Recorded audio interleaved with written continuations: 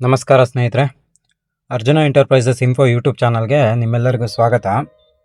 ಸ್ನೇಹಿತರೆ, KMDC ವೆಬ್ಸೈಟಲ್ಲಿ ಪ್ರಮುಖ ಸಾಲ ಮತ್ತು ಸಹಾಯಧನ ಯೋಜನೆಗಳ ಬಗ್ಗೆ ಮಾಹಿತಿ ಬಂದಿದೆ. ನಿಮಗೇನಾದರೂ ಓನ್ ವೆಹಿಕಲ್ ಪರ್ಚೇಸ್ ಮಾಡಿ ಬಿಸ್ನೆಸ್ ಮಾಡಬೇಕು, ಹಾಗೆ ನಿಮ್ಮ ವ್ಯಾಪಾರ ಅಥವಾ ಉದ್ಯಮಗಳಲ್ಲಿ ಹೊಸದಾಗಿ ಏನಾದರೂ ಆರಂಭ ಮಾಡಬೇಕು ಅಥವಾ ಅಭಿವೃದ್ಧಿ ಏನಾದರೂ ಮಾಡಬೇಕು ಅನ್ನಂಗಿದ್ರೆ, ಅಥವಾ ನೀವೇನಾದರೂ ವಿದೇಶದಲ್ಲಿ ವಿಶ್ವವಿದ್ಯಾನಿಲಯಗಳಲ್ಲಿ ಉನ್ನತ ಶಿಕ್ಷಣಕ್ಕೇನಾದರೂ ಓದಬೇಕು, ಅದಕ್ಕೇನಾದರೂ ಹಣಕಾಸಿನ ಸಹಾಯ ಬೇಕು ಅನ್ನಂಗಿದ್ರೆ, ಹಾಗೆ ಕೃಷಿ ಭೂಮಿಗೆ ನೀರಾವರಿ ವ್ಯವಸ್ಥೆ ಮಾಡಿಸ್ಕೊಳ್ಬೇಕು ಅನ್ನಂಗಿದ್ರೆ, ಈ ಎಲ್ಲ ವ್ಯವಸ್ಥೆಗಳಿಗೆ KMDC ಕಡೆಯಿಂದ ಸಾಲ ಮತ್ತು ಸಹಾಯಧನ ಸಿಗ್ತಾ ಇದೆ. ಹಾಗಾದರೆ ಇವತ್ತಿನ ವಿಡಿಯೋದಲ್ಲಿ ಇದ್ರ ಮಾಹಿತಿ ಪೂರ್ತಿಯಾಗಿ ನೋಡೋಣ. ಕೊನೆವರೆಗೂ ಸ್ಕಿಪ್ ಮಾಡದೆ ನೋಡಿ. ವಿಡಿಯೋ ಒಂಚೂರು ಲೆಂತ್ ಇರ್ಬೋದು, ಬಟ್ ಪೂರ್ತಿ ಮಾಹಿತಿ ಕೊಡ್ತಿದ್ದೀನಿ, ಇದರಲ್ಲಿ ಕ್ಲೀನಾಗಿ ಚೆಕ್ ಮಾಡ್ಕೊಳ್ಳಿ. ಅಂದರೆ ಎಟ್ ಪ್ರೆಸೆಂಟು ಈಗ ಇದರಲ್ಲಿ KMDC ವೆಬ್ಸೈಟಲ್ಲಿ ಸ್ವಾವಲಂಬಿ ಸಾರಥಿ ಯೋಜನೆ, ಹಾಗೆ ರೇಷ್ಮೆ ನೂಲು ಬಿಚ್ಚಾಣಿಕೆ ಉದ್ಯಮಕ್ಕೆ ಪ್ರೋತ್ಸಾಹ, ಹಾಗೆ ವಿದೇಶಿ ವಿಶ್ವವಿದ್ಯಾನಿಲಯಗಳಲ್ಲಿ ಉನ್ನತ ಶಿಕ್ಷಣಕ್ಕೆ ಸಾಲ, ವ್ಯಾಪಾರ ಮತ್ತು ಉದ್ಯಮಗಳಿಗೆ ನೇರ ಸಾಲ, ಸಾಂತ್ವನ ಯೋಜನೆ ಮತ್ತು ಗಂಗಾ ಕಲ್ಯಾಣ ಯೋಜನೆ ಈಗ ಅಪ್ಲಿಕೇಶನ್ ಓಪನ್ ಇದೆ ಪ್ರೆಸೆಂಟು. ಹಾಗಾದರೆ ಇವಾಗ ಪ್ರತಿಯೊಂದು ಯೋಜನೆಗಳ ಬಗ್ಗೆ ಸಂಪೂರ್ಣ ಮಾಹಿತಿ ತಿಳ್ಕೊತ ಹೋಗೋಣ. ಫಸ್ಟ್ ಇಲ್ಲಿ ನಾವು ಸ್ವಾವಲಂಬಿ ಸಾರಥಿ ಯೋಜನೆ ಬಗ್ಗೆ ನೋಡೋದಾದರೆ, ಇದು ನೀವು ಸ್ವಂತ ವಾಹನ ಖರೀದಿ ಮಾಡಿ ಸ್ವಯಂ ಉದ್ಯೋಗ ಮಾಡೋದೇನಾದರೂ ಪ್ಲಾನ್ ಇದ್ದರೆ ಈ ಯೋಜನೆ ನಿಮಗೆ ಯೂಸ್ಫುಲ್ ಆಗುತ್ತೆ. ಹೇಗೆ ಅಂತ ಅಂದರೆ, ಈಗ ನೀವು ಆಟೋ ರಿಕ್ಷಾ ಅಥವಾ ಟ್ಯಾಕ್ಸಿ ಅಥವಾ ಯಾವುದೋ ಒಂದು ಗೂಡ್ಸ್ ವೆಹಿಕಲ್ ತಗೊಳ್ತೀನಿ ಅನ್ನೋಂಗಿದ್ರೆ ಅದ್ರ ಕೊಟೇಶನ್ ಎಲ್ಲ ಕೊಟ್ಟರೆ ನಿಮಗೆ ಇಲ್ಲಿ ನೀವು ಖರೀದಿ ಮಾಡ್ಬೇಕು ಅಂದ್ಕೊಂಡಿರೋ ವಾಹನದ ಕೊಟೇಶನ್ ಮೇಲೆ 50% ಅಥವಾ ಮ್ಯಾಕ್ಸಿಮಮ್ಮು 3 ಲ್ಯಾಕ್ ತನಕ ಸಹಾಯಧನ ನಿಮಗೆ ಇದರಲ್ಲಿ ಸಿಗುತ್ತೆ. ಇದಕ್ಕೆ ನಿಮಗೆ ಅರ್ಹತೆ ಏನಿರಬೇಕು ಅಂತ ಅಂದರೆ, ನೀವು ಫಸ್ಟು ಕರ್ನಾಟಕದ ಅಲ್ಪಸಂಖ್ಯಾತರಾಗಿರಬೇಕು, ಹಾಗೆ ಕರ್ನಾಟಕದಲ್ಲಿ ಶಾಶ್ವತ ನಿವಾಸಿಯಾಗಿರಬೇಕು, ನೆಕ್ಸ್ಟು 18ಇಂದ 55 ಒಳಗಡೆ ಏಜ್ನವರಾಗಿರಬೇಕು, ಹಾಗೆ ವಾರ್ಷಿಕ ಆದಾಯ ನಿಮ್ಮದು 6 ಲಕ್ಷಕ್ಕಿಂತ ಕಡಿಮೆ ಇರಬೇಕು, ನೆಕ್ಸ್ಟು ಪ್ರಾದೇಶಿಕ ಸಾರಿಗೆ ಅಧಿಕಾರಿಯಿಂದ ನೀಡಲಾದ ಚಾಲನಾ ಪರವಾನಗಿ ಹೊಂದಿರಬೇಕು, ಹಾಗೆ ಕುಟುಂಬದ ಯಾವುದೇ ಸದಸ್ಯರು ಕೇಂದ್ರ ಅಥವಾ ರಾಜ್ಯ ಸರ್ಕಾರದ ಉದ್ಯೋಗಿ ಆಗಿರಬಾರ್ದು, ಗೌರ್ಮೆಂಟ್ ಎಂಪ್ಲಾಯ್ ಆಗಿರಬಾರ್ದು, ಹಾಗೆ ನೆಕ್ಸ್ಟು ಕುಟುಂಬದ ಯಾವುದೇ ಸದಸ್ಯರು ಸರ್ಕಾರದ ಅಥವಾ ನಿಗಮದ ಯಾವುದೇ ಇತರ ಯೋಜನೆ ಅಡಿಯಲ್ಲಿ ಸಾಲ ಸೌಲಭ್ಯ ಪಡೆದಿರಬಾರ್ದು. ಹಾಗೆ ಇದಕ್ಕೆ ಏನೇನು ಡಾಕ್ಯುಮೆಂಟ್ ಬೇಕು ಅಂತ ಅಂದರೆ, ನಿಮ್ಮ ಹತ್ರ ಕ್ಯಾಸ್ಟ್ ಆ್ಯಂಡ್ ಇನ್ಕಮ್ ಇರಬೇಕು, ಅದು ಅಲ್ಪಸಂಖ್ಯಾತರದ್ದು ರಿಲೇಟೆಡ್ ಆಗಿರಬೇಕು. ನೆಕ್ಸ್ಟು ಕ್ಯಾಸ್ಟ್ ಆ್ಯಂಡ್ ಇನ್ಕಮ್ ಅಂದರೆ 2 ಒಟ್ಟಿಗೆ ಬರುತ್ತೆ, ಅಥವಾ ಅಲ್ಪಸಂಖ್ಯಾತರಿಗೆ ಸಪ್ರೇಟಾಗಿ ಕ್ಯಾಸ್ಟ್ ಆ್ಯಂಡ್ ಇನ್ಕಮ್ ಬಂದರೆ ಅದೆರಡು ಸರ್ಟಿಫಿಕೇಟ್ ಇರಬೇಕು. ಹಾಗೆ ನಿಮ್ಮದೊಂದು ಆಧಾರ್ ಕಾರ್ಡು, ನೆಕ್ಸ್ಟು ವಾಹನ ಚಾಲನಾ ಪರವಾನಗಿ ಪ್ರತಿ ಅಂದರೆ DL ಇರಬೇಕು ನಿಮ್ಮದು. ನೆಕ್ಸ್ಟು ಬ್ಯಾಂಕ್ ಪಾಸ್ಬುಕ್ ಬೇಕಾಗತ್ತೆ, ಹಾಗೆ ಒಂದು ಕೊಟೇಶನ್ ಬೇಕಾಗತ್ತೆ. ವೆಹಿಕಲ್ಲು ಎಷ್ಟು ಈಗ ಶೋರೂಮಿಂದ ಒಂದು ಕೊಟೇಶನ್ ತೊಗೊಂಡಿರಬೇಕಾಗತ್ತೆ, ಆ ಕೊಟೇಶನ್ನು ಕೊಡಬೇಕಾಗತ್ತೆ. ಇಷ್ಟು ಡಾಕ್ಯುಮೆಂಟ್ ನಿಮ್ಮ ಹತ್ರ ಇದ್ದರೆ ನೀವು ಹೊಸ ವಾಹನ ಖರೀದಿ ಮಾಡೋದಕ್ಕೆ ಸಹಾಯಧನ ಈ ಸ್ವಾವಲಂಬಿ ಸಾರಥಿ ಯೋಜನೆ ಅಡಿಯಲ್ಲಿ ಪಡಿಬೋದಾಗಿದೆ. ಎರಡನೇ ಯೋಜನೆ ಬಗ್ಗೆ ನೋಡೋದಾದರೆ, ರೇಷ್ಮೆ ನೂಲು ಬಿಚ್ಚಾಣಿಕೆ ಉದ್ಯಮಕ್ಕೆ ಪ್ರೋತ್ಸಾಹ. ಅಂದರೆ ರೇಷ್ಮೆ ಕ್ಷೇತ್ರದಲ್ಲಿ ಉದ್ಯಮ ಆರಂಭಿಸಿ ಸ್ವಯಂ ಉದ್ಯೋಗ ಮಾಡ್ತೀನಿ ಅನ್ನೋರಿದ್ದರೆ ಈ ಯೋಜನೆಗೆ ಯೂಸ್ಫುಲ್ಲು ಆಗ್ಬೋದು ಅಂಥವರಿಗೆ. ಅದು ನಿಮಗೆ ಯಂತ್ರೋಪಕರಣ ಮತ್ತು ಉದ್ಯಮ ಆರಂಭಿಸಲು ಹಣಕಾಸಿನ ನೆರವಿನ ರೂಪದಲ್ಲಿ ಯೋಜನೆಗಳ ನಿಯಮಗಳ ಪ್ರಕಾರದಲ್ಲಿ ಸಹಾಯಧನ ಸಿಗ್ಬೋದು ನಿಮಗೆ. ಇದರ ಅರ್ಹತೆ ಏನಿರಬೇಕು ಅಂತ ಅಂದರೆ, ನೀವು ಸೇಮು ಕರ್ನಾಟಕ ರಾಜ್ಯದ ಅಲ್ಪಸಂಖ್ಯಾತರಾಗಿರಬೇಕು, ಕರ್ನಾಟಕ ರಾಜ್ಯದಲ್ಲಿ ಕಾಯಂ ನಿವಾಸಿಯಾಗಿರಬೇಕು, 18ರಿಂದ 55 ವರ್ಷಗಳ ಒಳಗಡೆ ನಿಮ್ಮ ಏಜ್ ಇರಬೇಕು, ಹಾಗೆ ಆದಾಯ ಮಿತಿ ಸಹ 6 ಲಕ್ಷದ ಒಳಗಡೆ ಇರಬೇಕು. ಸೇಮ್ ಲಾಸ್ಟ್ ಟೈಮ್ ಇದರಲ್ಲಿ ಏನಿತ್ತು ಸ್ವಾವಲಂಬಿ ಸಾರಥಿ ಯೋಜನೆಯಲ್ಲಿ ಸೇಮು ಅರ್ಹತೆ ಇದರಲ್ಲೂ ಇರಬೇಕಾಗತ್ತೆ. ನೆಕ್ಸ್ಟು ಅರ್ಜಿದಾರರು ಯಾವುದೇ ನಿಗಮದ ಸುಸ್ತಿದಾರರು ಆಗಿರಬಾರ್ದು.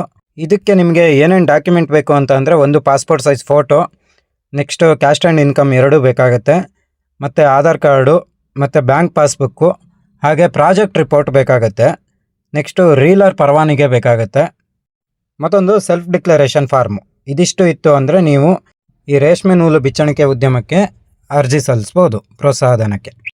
ಈಗ 3ನೇ ಯೋಜನೆ ಬಗ್ಗೆ ನೋಡೋದಾದರೆ, ವಿದೇಶಿ ವಿಶ್ವವಿದ್ಯಾನಿಲಯಗಳಲ್ಲಿ ಉನ್ನತ ಶಿಕ್ಷಣಕ್ಕೆ ಸಾಲ. ಇದು ವಿದ್ಯಾರ್ಥಿಗಳಿಗೆ ಬಹಳ ಇಂಪಾರ್ಟೆಂಟು ಯೋಜನೆ ಅಂದ್ಕೊಬೋದು. ಅಂದರೆ ಈಗ ನಿಮ್ಮ ಯಾರಾದರೂ ವಿದೇಶದಲ್ಲಿ ಉನ್ನತ ಶಿಕ್ಷಣಕ್ಕೆ ವಿದ್ಯಾಭ್ಯಾಸ ಪಡಿಬೇಕು ಅಂದ್ಕೊಂಡಿರ್ತಾರೆ, ಅಡ್ಮಿಷನ್ ಎಲ್ಲ ಸಿಕ್ಕಿರುತ್ತೆ.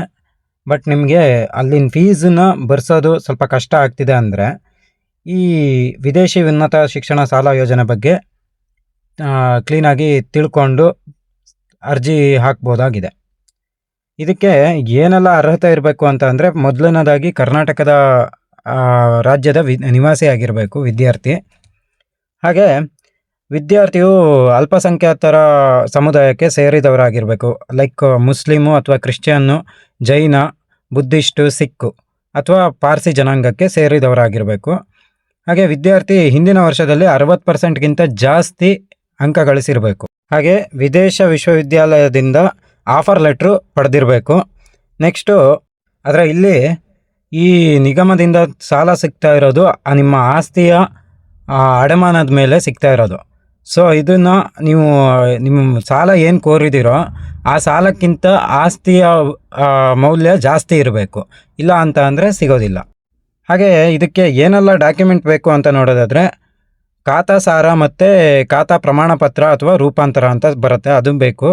ನೆಕ್ಸ್ಟು ನಮೂನೆ ನಂಬರ್ 15 ಅಥವಾ ಎನ್ಕಂಪ್ರೆನ್ಸ್ ಸರ್ಟಿಫಿಕೇಟು ಬೇಕಾಗತ್ತೆ. ನೆಕ್ಸ್ಟು ಇನ್ಕಮ್ ಟ್ಯಾಕ್ಸ್ ಫೈಲ್ ಮಾಡಿರೋದು ಡಾಕ್ಯುಮೆಂಟ್ ಬೇಕಾಗಿರುತ್ತೆ. ಹಾಗೆ ಸೂಕ್ತ ಪ್ರಾಧಿಕಾರದಿಂದ ಮಾರ್ಗದರ್ಶನ ದರ. ನೆಕ್ಸ್ಟು ಜಿಲ್ಲಾ ವ್ಯವಸ್ಥಾಪಕರಿಂದ ಸ್ಥಳ ಪರಿಶೀಲನೆ ವರದಿ. ಹಾಗೆ ಆಧಾರ್ ಕಾರ್ಡ್ ಮತ್ತು ಕ್ಯಾಸ್ಟ್ ಆ್ಯಂಡ್ ಇನ್ಕಮ್ಮು. ನೆಕ್ಸ್ಟು ಹಾಗೆ 10th 12th ಮಾರ್ಕ್ಸ್ ಕಾರ್ಡು ಮತ್ತು 10th TC. ಹಾಗೆ ಫೀಸ್ ರೆಸಿಪ್ಟು. ನೆಕ್ಸ್ಟು ಫಲಾನುಭವಿ ಮತ್ತು ಜಾಮೀನುದಾರರ ಜಂಟಿ ಪ್ರಮಾಣ ಪತ್ರ. ಹೀಗೆ ಇದಕ್ಕೆ ತುಂಬ ಡಾಕ್ಯುಮೆಂಟ್ ಬೇಕು. ಬಟ್ ಅಪ್ಲಿಕೇಶನ್ ಹಾಕಿದರೆ ನಿಮಗೊಂದು ಸಹಾಯಧನ ಸಿಗುತ್ತೆ. ಸಹಾಯಧನ ಅನ್ನೋಕ್ಕಿಂತ ಸಾಲ ಸೌಲಭ್ಯ ಸಿಗುತ್ತೆ ನಿಮಗೆ. ನೆಕ್ಸ್ಟ್ ನೋಡೋದಾದರೆ, ಈ ವ್ಯಾಪಾರ ಮತ್ತು ಉದ್ಯಮಗಳಿಗೆ ನೇರ ಸಾಲ ಅಂತ ಇದೆ ನೋಡಿ. ಇದ್ರ ಬಗ್ಗೆ ನೋಡೋದಾದರೆ, ನೀವೀಗ ಸ್ವಂತ ಅಂಗಡಿ ಅಥವಾ ಸಣ್ಣ ಉದ್ಯಮ ಏನಾದರೂ ಆರಂಭ ಮಾಡಬೇಕು ಅಂದ್ಕೊಂಡಿದ್ರೆ, ಅಂದರೆ ಟೈಲರಿಂಗು, ಸರ್ವಿಸ್ ಸೆಂಟ್ರು ಅಥವಾ ಯಾವುದಾದ್ರೂ ವ್ಯಾಪಾರ, ಆಹಾರ ಉತ್ಪನ್ನಗಳ ಉದ್ಯಮ, ಯಾವುದೇ ಒಂದು ಬಿಸ್ನೆಸ್ ಮಾಡಬೇಕು ಅಂತ ಅಂದ್ಕೊಂಡಿದ್ರೆ ನಿಮ್ಮ ಬಿಸ್ನೆಸ್ಸಿಗೆ ಸಾಲ ಸೌಲಭ್ಯ ಸಿಗುತ್ತೆ. ಇದಕ್ಕೂ ಸಹ ಅರ್ಹತೆ ಸೇಮ್ ಇರುತ್ತೆ. ಕರ್ನಾಟಕದ ನಿವಾಸಿಯಾಗಿರಬೇಕು, ಅಲ್ಪಸಂಖ್ಯಾತರಾಗಿರಬೇಕು, 18 to 55 ವರ್ಷದೊಳಗಡೆ ಇರಬೇಕು. ಹಾಗೆ KMDCಗೆ ಸುಸ್ತಿದಾರರಾಗಿರಬಾರ್ದು. ಇದೆಲ್ಲ ಸೇಮ್ ಇರುತ್ತೆ. ಆದರೆ ನೆಕ್ಸ್ಟು ನಿಮಗೆ ಇಲ್ಲಿ ವ್ಯಾಪಾರ ಉದ್ಯಮ ಸಾಲ ಕೊಡೋಕ್ಕೆ ನಿಮ್ಮ ವಾರ್ಷಿಕ ಆದಾಯ 8 ಲಕ್ಷಕ್ಕಿಂತ ಕಡಿಮೆ ಇದ್ದರೆ 20 ಲಕ್ಷದವರೆಗೆ 4% ಬಡ್ಡಿಲಿ ಸಿಗುತ್ತೆ. ಅದೇ ನಿಮ್ಮ ವಾರ್ಷಿಕ ಆದಾಯ 8 ಲಕ್ಷದಿಂದ 15 ಲಕ್ಷದವರೆಗಿದ್ದರೆ 20 ಲ್ಯಾಕ್ವರೆಗೆ 6% ಬಡ್ಡಿ ದರದಲ್ಲಿ ಸಿಗುತ್ತೆ. ನಿಮಗೆ ಇದಕ್ಕೆ ಏನೆಲ್ಲ ಡಾಕ್ಯುಮೆಂಟ್ ಬೇಕು ಅಂತ ನೋಡೋದಾದರೆ, ಫಸ್ಟ್ ನಿಮ್ಮದೊಂದು Aadhaar card, next caste and income, ಹಾಗೆ ಆಸ್ತಿಯ ಗುತ್ತಿಗೆ ಪತ್ರ ಅಥವಾ ಗಿಫ್ಟ್ ಡೀಡು ಅಥವಾ ಸೇಲ್ ಡೀಡ್ ಏನಾದರೂ ಒಂದು ಬೇಕಾಗುತ್ತೆ.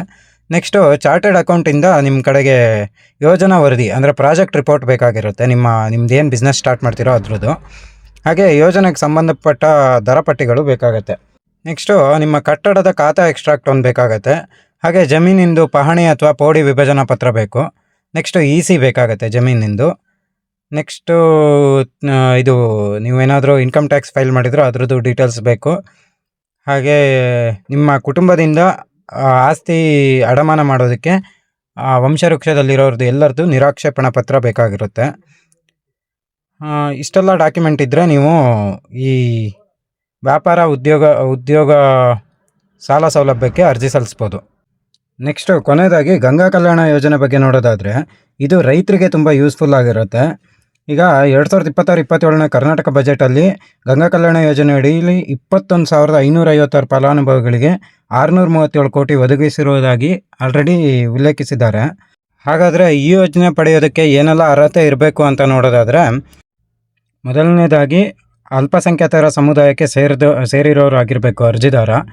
ನೆಕ್ಸ್ಟು ಈ ಪ್ರತಿ ಫಲಾನುಭವಿಗೆ 1 ಎಕರೆ 20 ಗುಂಟೆಯಿಂದ 5 ಎಕರೆವರೆಗೆ ಖುಷ್ಕಿ ಜಮೀನು ಇರಬೇಕು. ಆದರೆ ಈ ಕೊಡಗು, ದಕ್ಷಿಣ ಕನ್ನಡ, ಉಡುಪಿ, ಉತ್ತರ ಕನ್ನಡ, ಚಿಕ್ಕಮಗಳೂರು, ಶಿವಮೊಗ್ಗ ಮತ್ತು ಹಾಸನ ಜಿಲ್ಲೆಗಳಲ್ಲಿ 1 ಎಕರೆ ಕನಿಷ್ಠ ಜಮೀನಿದ್ದರೆ ತೊಂದರೆ ಇಲ್ಲ, ಓಕೆ, ಅಪ್ಲಿಕೇಶನ್ ತಗೊಳ್ತಾರೆ. ನೆಕ್ಸ್ಟು ಅರ್ಜಿದಾರ ಕರ್ನಾಟಕ ರಾಜ್ಯದ ನಿವಾಸಿಯಾಗಿರಬೇಕು. ಹಾಗೆ ಸಣ್ಣ ಮತ್ತು ಅತಿ ಸಣ್ಣ ಹಿಡುವಳಿದಾರರ ಪತ್ರ ಇರಬೇಕು ಅವ್ರ ಕೈಯಲ್ಲಿ. ಹಾಗೆ ಗ್ರಾಮೀಣ ಪ್ರದೇಶದಲ್ಲಿ ಅರ್ಜಿದಾರ ಕುಟುಂಬದ ವಾರ್ಷಿಕ ಆದಾಯ 96,000ಕ್ಕಿಂತ ಜಾಸ್ತಿ ಇರಬಾರ್ದು. ಹಾಗೆ ಅರ್ಜಿದಾರನ ವಯಸ್ಸು 18 ವರ್ಷದ ಮೇಲೆ ಇರಬೇಕಾಗಿರುತ್ತೆ. ನೆಕ್ಸ್ಟು ಈ ಗಂಗಾ ಕಲ್ಯಾಣ ಯೋಜನೆಗೆ ಅಪ್ಲೈ ಮಾಡೋದಕ್ಕೆ ಏನೆಲ್ಲ ಡಾಕ್ಯುಮೆಂಟ್ ಬೇಕು ಅಂತ ನೋಡಿದರೆ ಕ್ಯಾಸ್ಟ್ ಆ್ಯಂಡ್ ಇನ್ಕಮ್ ಬೇಕಾಗಿರುತ್ತೆ. ಹಾಗೆ ಆಧಾರ್ ಕಾರ್ಡು, ಇತ್ತೀಚಿನ RTC ಪ್ರತಿ ಬೇಕಾಗಿರುತ್ತೆ. ನೆಕ್ಸ್ಟು ಸಣ್ಣ ಮತ್ತು ಅತಿ ಸಣ್ಣ ಹಿಡುವಳಿದಾರರ ಪ್ರಮಾಣ ಪತ್ರ ಅಂತ ಒಂದು ಬರುತ್ತೆ, ಅದು ಬೇಕು. ಹಾಗೆ ಬ್ಯಾಂಕ್ ಪಾಸ್ಬುಕ್ ಒಂದು ಬೇಕಾಗತ್ತೆ. ನೆಕ್ಸ್ಟು ಭೂ ಕಂದಾಯ ಪಾವತಿಸಿದ ರಶೀದಿ, ಅಂದರೆ ಕಂದಾಯ ಕಟ್ಟಿರೋ ರಶೀದಿ ಮತ್ತು ಸೆಲ್ಫ್ ಡಿಕ್ಲರೇಷನ್ ಫಾರ್ಮು, ಇದಿಷ್ಟು ಇದ್ದರೆ ಗಂಗಾ ಕಲ್ಯಾಣ ಅರ್ಜಿಗೆ ಅಪ್ಲೈ ಮಾಡ್ಬೋದು.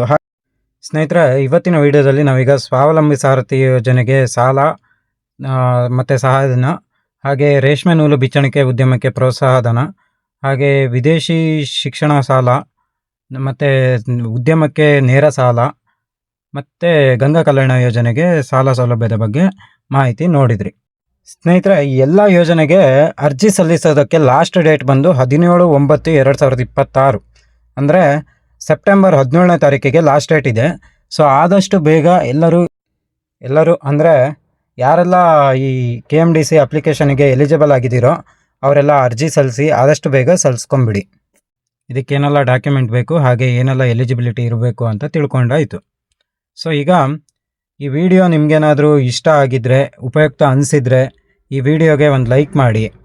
ಹಾಗೆ ಇದೇ ಥರ ಇನ್ಫಾರ್ಮೇಟಿವ್ ವಿಡಿಯೋಗೋಸ್ಕರ, ಹಾಗೆ ಗ್ರಾಮ ರಿಲೇಟೆಡ್ ಸರ್ವಿಸ್ಗಳ ಬಗ್ಗೆ ಮಾಹಿತಿಗೋಸ್ಕರ, ನೆಕ್ಸ್ಟು ಜಾಬ್ ಡೀಟೇಲ್ಸ್, ಕರ್ನಾಟಕ ರಾಜ್ಯ ಸರ್ಕಾರ ಅಥವಾ ಕೇಂದ್ರ ಸರ್ಕಾರದಿಂದ ಸಿಗುವ ಯಾವುದೇ ಜಾಬ್ ಡೀಟೇಲ್ಸ್ ಬಗ್ಗೆ ಮಾಹಿತಿಗೋಸ್ಕರ ಈ ನಮ್ಮ ಅರ್ಜುನ ಎಂಟರ್ಪ್ರೈಸಸ್ ಯೂಟ್ಯೂಬ್ ಚಾನಲ್ನ ಸಬ್ಸ್ಕ್ರೈಬ್ ಮಾಡಿಕೊಂಡು ಹಾಗೆ ಪಕ್ಕದಲ್ಲಿ ಕಾಣಿಸ್ತಾ ಇರೋ ಬೆಲ್ ಐಕಾನ್ ಮೇಲೆ ಪ್ರೆಸ್ ಮಾಡಿ ನಮಗೆ ಸಪೋರ್ಟ್ ಮಾಡಿ. ಸರಿ ಸ್ನೇಹಿತರೆ, ಸಿಗೋಣ ಮುಂದಿನ ವಿಡಿಯೋದಲ್ಲಿ. ಧನ್ಯವಾದಗಳು.